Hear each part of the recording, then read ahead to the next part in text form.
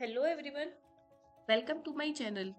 आज हमारी technical analysis के कोर्स का सेकंड पार्ट है, जिसमें हम अलग अलग तरह के चार्ट के बारे में पढ़ेंगे कि कौन सा चार्ट हम कब यूज़ करते हैं और किस तरह से उससे हम बेनिफिट उठा सकते हैं।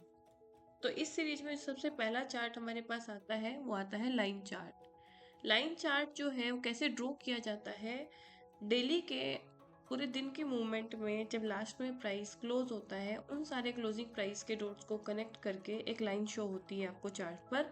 इसीलिए हम इसको क्या बोलते हैं, लाइन चार्ट। अब क्यों ये हेल्प करता है हमें, देखो लाइन चार्ट जो है बड़ा बिगिनर फ्रेंडली चार्ट होता है, जिसको कुछ भी मार्केट में पता नहीं चलता। अगर आप लाइन चार्ट को देखोगे तो आपको ओवरऑल मार्केट का ट्रेंड आइडेंटिफाई हो पाता है। आप लाइन की मूवमेंट देख सकते हो कि ऊपर की तरफ जा रही है, नीचे की तरफ। तो ये बड़ा बेनिफिशियल होता है बिगिनर्स के लिए कि आपका ट्रेंड बहुत जल्दी यहाँ पर आइडेंटिफाई होता है। प्लस इसमें किसी तरह का नॉइस नहीं रहता है, सब तरह के नॉइस रिमूव हो जाते हैं। क्यों? क्योंकि बेशक आपका मार्केट गैप अप हो रहा है, गैप डाउन हो रहा है, पर क्योंकि यहाँ क्लोजिंग के डॉट रहते हैं तो वो गैप आपको लाइन चार्ट में शो नहीं होता है। इसलिए हम इसको बिगिनर फ्रेंडली चार्ट भी बोलते हैं। पर इसका एक कुछ नुकसान भी है कि हर बार हम जब ट्रेड आइडेंटिफाई करते हैं तो उसके लिए हर बार लाइन चार्ट हमें हेल्पफुल नहीं हो सकता। उसका रीज़न ये है कि जब लाइन चार्ट की अगर हम बात करें तो ना तो उसमें हमें ओपन प्राइस दिखता है कि कब मार्केट में स्टॉक या इंडेक्स किस प्राइस पे ओपन हुआ है, पूरे दिन में ट्रेडिंग पीरियड में उसने कितना हाई और कितना लो बनाया है, और जब क्लोज हुआ है तो ओपन प्राइस के कंपैरिजन में वो क्लोज हाई था या लो था। तो हम ये इसमें आइडेंटिफाई नहीं कर सकते, जिसकी वजह से ये हमें नहीं पता चलता कि आज के डे में जब मार्केट में फाइटिंग रही है, बायर्स जीते हैं या सेलर उसमें जीते हैं, तो किस तरह से मूव इसमें रहा है, पूरा दिन इंट्राडे में कैसे वोलेटाइल रहा है, ऊपर गया है पूरा दिन वन वे, डाउन मूव रहा है या साइडवेज रहा है। तो ये सब मोमेंटम हमें यहाँ पर शो नहीं होते। तो बस यही इस चार्ट की एक डिसएडवांटेज है। अब आपको ये याद रखना है कि हमें इसको कब यूज़ करना है। देखो, जब आप इन्वेस्टमेंट पर्पज से देखते हो और किसी को कैंडलस्टिक चार्ट इजीली समझ नहीं आता, तो आप लॉन्ग टर्म आइडेंटिफाई करने के लिए उसको यूज़ कर सकते हो, क्योंकि वहाँ पर ऑलरेडी आपके नॉइस जो साइडवेज स्ट्रक्चर है या जो गैप्स हैं वो सब रिमूव होकर के हमें एक क्लियर पिक्चर मार्केट का दिखाई देता है। तो हम लॉन्ग टर्म ट्रेंड को आइडेंटिफाई करने के लिए उसका यूज़ कर सकते हैं। अब जैसे यहाँ पे मैंने एनवीडिया का एक चार्ट आपके सामने ओपन किया है। ये लाइन चार्ट है जो क्लोजिंग प्राइस के डॉट्स को कनेक्ट करके यहाँ पर बना हुआ है। अब आप यहाँ पे क्लियर देख सकते हो कि देखो लाइन है, आप उसमें क्लियरली अप मूव या डाउन मूव आइडेंटिफाई इजीली कर पा रहे हो कि किस तरह से ये ऊपर जा रहा है, कब यहाँ पर नीचे आ रहा है, कब यहाँ पर साइडवेज मूवमेंट है। देखो यहाँ क्लियर देख सकते हो, जो मैंने यहाँ पर एक लाइन ड्रॉ की है, तो चाहे कैसे भी धीरे धीरे ऊपर नीचे करके, पर ट्रेंड इस पोर्शन में अप है। अब यहाँ देख सकते हो कभी ऊपर कभी नीचे, पर ओवरऑल ट्रेंड जो है यहाँ पर डाउन है।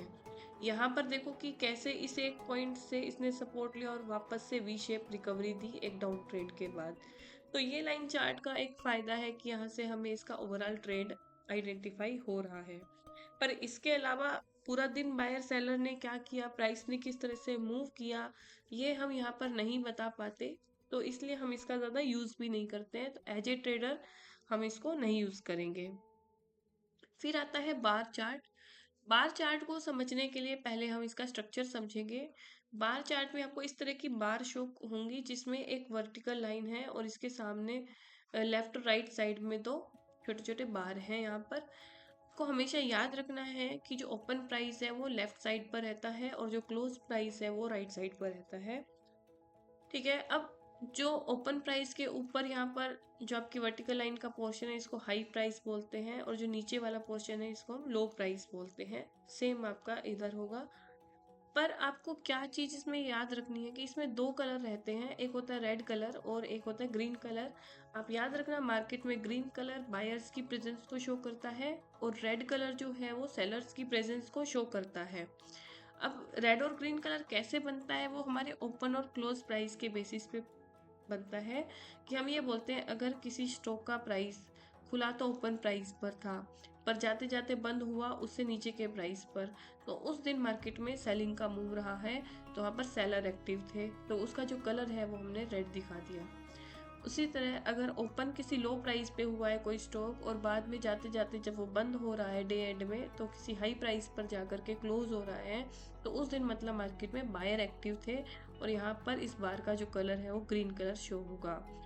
एक कलर कोड आपको याद रखना है, मार्केट में रेड और ग्रीन कलर बायर और सेलर की फाइट को शो करता है। यही सेम कलर पैटर्न और यही कंडीशन हम लोग कैंडलस्टिक चार्ट में भी डिस्कस करेंगे। अब इसके पीछे साइकोलॉजी क्या रहती है कि यहाँ पे हमें एक पूरे दिन की रेंज पता चलती है कि इस पूरे दिन में उस स्टॉक के प्राइस ने किस रेंज के अंदर मूव किया। रेंज जो होती है वो इस हाई प्राइस और लो प्राइस का डिफरेंस होता है, difference between high and low price उस पूरे दिन की रेंज बताता है। और मार्केट जब ओपन हुआ तो उसके बाद क्लोजिंग के टाइम उस टाइम पर बायर एक्टिव थे या सेलर एक्टिव थे, ये हमें यहाँ पर पता चल जाता है। पर क्योंकि इमोशंस यहाँ पर हमें ज़्यादा क्लियर नहीं होते हैं अभी भी कि उस टाइम पर किस तरह से इसमें मोमेंटम रहा है, वो आपको जो इमोशंस है बायर सेलर की जो फाइटिंग है वो आपको कैंडलस्टिक चार्ट से बहुत ज़्यादा क्लियर होती है। इसलिए एज ए ट्रेडर हम लोग इसको बहुत कम यूज़ करते हैं, ठीक है। और कुछ कई बार बहुत सारे नए ट्रेडर हैं उनको तो ओपन और क्लोज में भी बहुत कन्फ्यूजन रहती है लेफ्ट और राइट साइड में, क्योंकि चार्ट के ऊपर आपका ओपन लो तो नहीं लिखा होता है ओपन क्लोज, तो इस वजह से भी काफ़ी ट्रेडर इसको अवॉइड करते हैं। इसके बाद ये देखो, ये हमारे पास एक एनवीडिया का ही सेम चार्ट जो मैंने आपको लाइन चार्ट में दिखाया था वो यहाँ पर बार चार्ट की फॉर्म में है। तो यहाँ पर देखो आपको बार्स तो क्लियर हैं, पर यहाँ पर आपको साइकोलॉजी नहीं बिल्डअप होगी कि ये जो बार में प्राइस का मूवमेंट हो रहा है कब किस पॉइंट पर बायर और सेलर ने अपना एक्टिव दिखाया था पॉइंट, कहाँ पर इसने रिजेक्शन लिया है प्राइस ने, कहाँ पे वन वे बायर ही इसके अंदर एक्टिव रहे हैं। इसलिए थोड़ा सा कंफ्यूजिंग रहता है ये चार्ट देखने में। उसके बाद हमारा जो मेन चार्ट आता है वो आता है कैंडलस्टिक चार्ट, जिसको हम ट्रेडर चार्ट भी बोलते हैं। और मैं अपनी पूरी जर्नी में कैंडलस्टिक चार्ट को ही यूज़ करने वाली हूँ। यहाँ पे कैंडलस्टिक चार्ट की बात करोगे तो सबसे पहले हम कैंडल्स के कंपोनेंट या स्ट्रक्चर की बात करते हैं। इसमें एक रेक्टेंगल बॉक्स रहता है जिसके ऊपर और नीचे की साइड एक हॉरिजॉन्टल लाइन रहती है। इसमें जो हॉरिजॉन्टल लाइन में टॉप पॉइंट है ये हमारा हायर प्राइस रहेगा और जो लोअर पॉइंट है वो लो प्राइस रहता है। ये जो रेक्टेंगल है इसको बॉडी ऑफ द कैंडल हम लोग बोलते हैं। और ये जो लाइन है इस रेक्टेंगल के ऊपर नीचे इसको हम विक भी बोल देते हैं, शेडो भी बोल देते हैं, ठीक है। ये हमें एक तरह से रिजेक्शन या ग्रीड वगैरह शो करती है, जो हम कैंडलस्टिक पैटर्न में जब हम कैंडल्स के हर एक पैटर्न को डिस्कस करेंगे तब वहां पर हम देखेंगे कि क्या होता है इनका मतलब। अब इसमें भी आपके रेड और ग्रीन दो कलर रहते हैं। जो ग्रीन कलर है वो वही बनता है जिसको हम बोलते हैं कि आज मार्केट में बायर जीते हैं। क्यों? क्योंकि जो ओपन था वो कम प्राइस पे हुआ और जाते जाते जब क्लोज हुआ तो हाई प्राइस पर जाकर के क्लोज हुआ, तो इसलिए हम बोलते हैं कि मार्केट में जो है वो पूरा दिन बुल एक्टिव थे। अगर हम रेड कैंडल की बात करें तो रेड कैंडल में क्या होता है कि सेलर वोन हम इसको बोलते कि आज मार्केट में सेलर एक्टिव थे, क्योंकि प्राइस जो है ओपन तो हाई पर हुआ था पर जाते जाते उसको जो सेलर हैं वो काफ़ी नीचे ला करके क्लोज कर रहे हैं। तो ये दो यहाँ पर हमारी कैंडल रहेंगी। अर्लियर जो पहले के लोग यूज़ करते थे वो black and white candle use करते थे। जो हमारी ग्रीन कैंडल है वो इक्विवेलेंट टू वाइट कैंडल जहाँ पे बायर्स का मोमेंटम शो होता था, और जो हमारी रेड कैंडल है वो ब्लैक कैंडल के इक्विवेलेंट है जहाँ पे सेलर का मोमेंटम शो होता था। तो आपको इसमें ज़्यादा कुछ परेशान होने की ज़रूरत नहीं है, बस आपको ग्रीन और रेड कलर में ये ध्यान रखना है कि जब भी कैंडल में ग्रीन कलर है मतलब क्लोजिंग प्राइस हमेशा आपका ऊपर रहेगा और बायर विन विन सिचुएशन में होंगे। और जब भी आपका रेड कलर रहेगा तो इसका मतलब क्लोजिंग प्राइस आपका काफ़ी डाउन है और वहाँ पर सेलर विन विन सिचुएशन में होंगे। एक चीज़ हमेशा याद रखना कि कैंडलस्टिक पैटर्न में जब हम प्राइस एक्शन की बात करते हैं तो हम इस पूरी रेंज की बात करते हैं कि हाई से लो के बीच में प्राइस का पूरा दिन मूवमेंट कैसा रहा था। हम कैंडलस्टिक पैटर्न आगे पढ़ेंगे थर्ड लेक्चर में, जहाँ पे मैं आपको 1 कैंडल पैटर्न, 2 कैंडल पैटर्न और 3 कैंडल पैटर्न को डिटेल में समझाऊंगी। एज ए ट्रेडर मैं आपको जेन्युइनली बता रही हूँ कि जिसको भी ये कैंडल के पैटर्न और उनके पीछे की साइकोलॉजी इजीली क्लियर हो जाती है वही मार्केट में बिना किसी इंडिकेटर की हेल्प से भी अच्छी ट्रेड आइडेंटिफाई कर सकता है। ठीक है। तो ये विक का काम है यहाँ पर ये बताना कि किस तरह से फियर, ग्रीड और रिजेक्शन किसी पॉइंट पे हमें देखने को मिलती है। ठीक है, अब आता है कि हम कैंडलस्टिक चार्ट को क्यों यूज कर रहे हैं। तो इसके पीछे सबसे पहले साइकोलॉजी, जो कैंडलस्टिक चार्ट है ये हमारी साइकोलॉजी डेवलपमेंट करता है कि एट प्रेजेंट इस पूरे दिन में उस पर्टिकुलर डे पर जो चार्ट है या स्टॉक है आपका, उसकी प्राइस की मूवमेंट किस तरह से हो रही है। देखो, मैंने आपको पहले भी बताया कि इसमें दो ही हमारे मेन पार्ट हैं। एक तो है ये बॉडी ऑफ द कैंडल और दूसरा है विक ऑफ द कैंडल। आप हमेशा एक चीज याद रखिए, बड़ी बेसिक सी बात है ये कि बॉडी जितनी ज्यादा बड़ी, चाहे वो रेड हो या ग्रीन हो, मतलब कोई एक साइड बायर या सेलर मार्केट में उस टाइम फुली एक्टिव थे। अगर मेरी कोई विक ही ना बने और पूरी की पूरी ग्रीन बॉडी वाली कैंडल है, इसका मतलब उस पूरे दिन मार्केट में स्ट्रॉन्ग बाइंग आई है।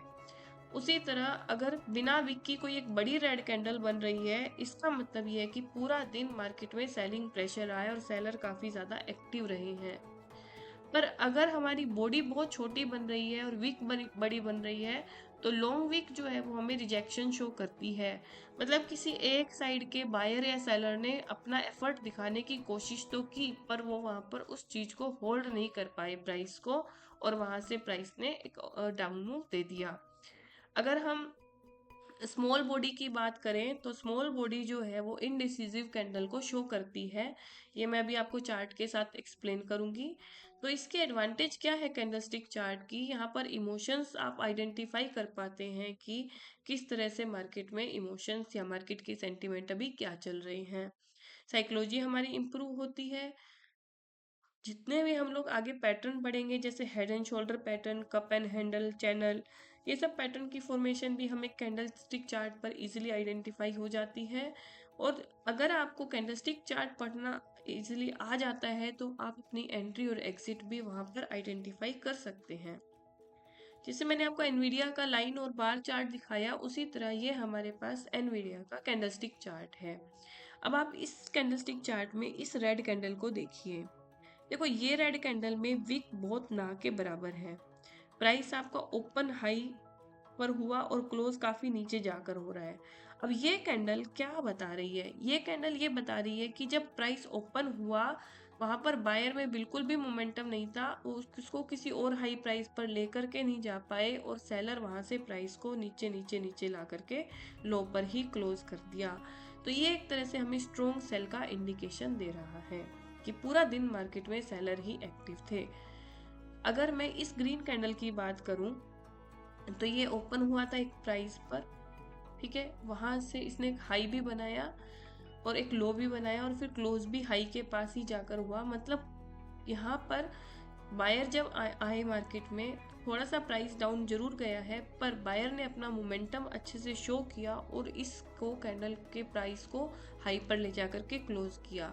तो जितनी बड़ी बॉडी उतनी ही स्ट्रॉन्ग बाइंग और सेलिंग, ये आपका एक थंब रूल आपको पता होना चाहिए।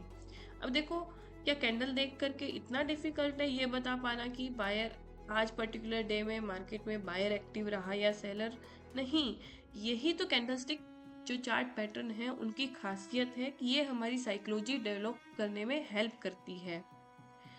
उसके बाद जैसे ये वाली एक कैंडल है जिसमें ऊपर नीचे वीक है पर बॉडी का साइज बहुत कम है, ऐसी कैंडल को हम इनडिसिसिव कैंडल भी बोलते हैं। यानी कि इस दिन क्या हुआ, मार्केट ओपन हुआ, मार्केट में बायर भी रहे, सेलर भी हुए, सबके अपने अपने ऑर्डर मैच भी किए, प्राइस ने एक लो भी बनाया, प्राइस ने एक हाई भी बनाया, पर उसका कोई कंक्लूजन नहीं निकला है और बायर और सेलर जहां ओपन हुए थे उसी के आसपास क्लोज हो गए। तो इसलिए इसको हम इनडिसिसिव बोलते हैं, क्योंकि यहाँ पर हम ये देख करके नहीं कह सकते कि ये पर्टिकुलर बाइंग डे था या बुलिश मोमेंटम का डे था या ये पर्टिकुलर आपका बेयरिश मोमेंटम का डे था। रिजेक्शन कैसे पता चलती है, जैसे यहाँ पर ये एक कैंडल है, आपका ओपन हुआ था स्टॉक किसी लेवल पर, वहां से देखो काफी नीचे इसने विक बनाई या काफी नीचे इसने प्राइस का लो बनाया, पर अगर इसमें सेलर का मोमेंटम होता तो ये इस लो प्राइस के आसपास होल्ड करता। पर क्योंकि यहाँ पर सेलर में ज्यादा मोमेंटम नहीं था या सेलर में ज्यादा दम नहीं था, तो उनका जो लेवल है यहाँ से रिजेक्ट हो गया और बायर प्राइस को वापस ही ऊपर लेकर गए। तो जब भी आपको ऐसे बड़ी विक की कैंडल मार्केट में शो होती है, वो हमेशा याद रखना कि वहाँ किसी लेवल पर आपको रिजेक्शन शो होगी, चाहे वो अपर लेवल है चाहे वो लोअर लेवल है। तो इस तरह से देखो कैंडलस्टिक चार्ट है जो हमें क्लियर व्यू दे रहा है कि इस पर्टिकुलर डे में मार्केट में क्या हुआ, पूरा दिन कैसे प्राइस ने मूव किया, उस दिन मार्केट में कौन एक्टिव था, बाइंग स्ट्रोंग थी, सेलिंग स्ट्रोंग थी। ऐसा कोई लेवल जहां से सेलर को रिजेक्शन मिली तो वो हमारे लिए एक इम्पोर्टेंट लेवल हो जाता है, जहां से बायर को रिजेक्शन मिलती है वो भी हमारा एक इम्पोर्टेंट लेवल हो जाता है। तो ये बड़ा हेल्पफुल होता है, हमें कैंडलस्टिक चार्ट जो है इस सबको बड़ा अच्छे से डिटेल में समझाता है। आई होप आपको मेरा ये वीडियो समझ में आया होगा। अगर आपको वीडियो अच्छी लगे तो वीडियो को लाइक कीजिए, हमारे चैनल को सब्सक्राइब कीजिए ताकि आगे आने वाली वीडियोस का भी अपडेट आपको मिलता रहे। Thank you everyone.